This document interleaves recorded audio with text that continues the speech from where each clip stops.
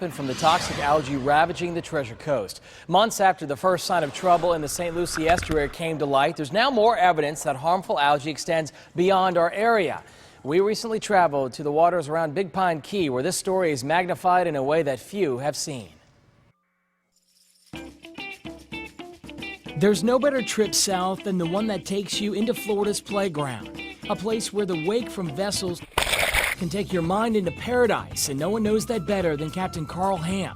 For 30 years, he's had the best view from the office, but has seen the worst of what's in the water. It got so bad, I actually stopped diving about the mid-'80s because our coral reefs were dying so bad it was depressing.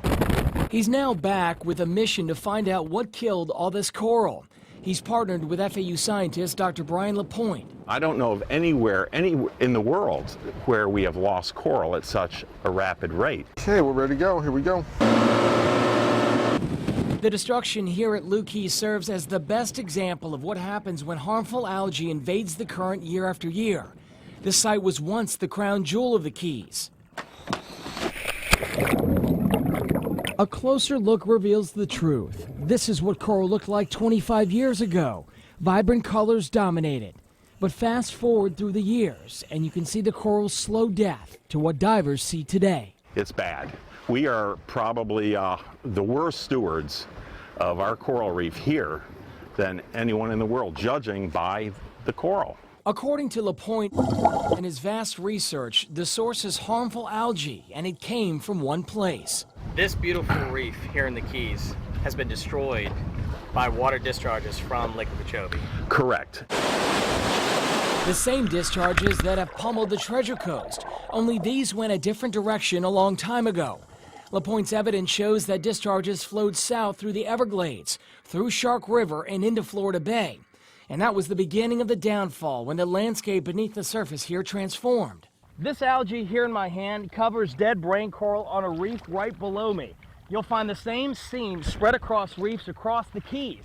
And there's no solution in sight, just raw hard facts that conclude harmful algae is no longer just a Florida problem.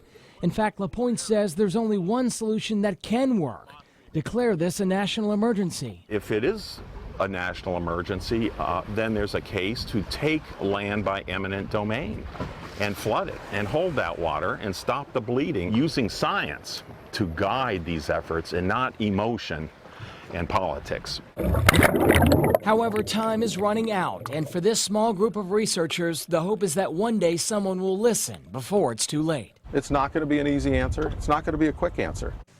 All right, so the big question, how do you declare this a national emergency? It's up to the state, and a lot of testing has to be done before that happens. The Florida Department of Environmental Protection told us last week, in fact, that they are looking at deploying real-time monitoring devices in the Indian River Lagoon. This is one of many efforts underway to address all the water quality issues, not just on the Treasure Coast, but as we see down in the Keys as well.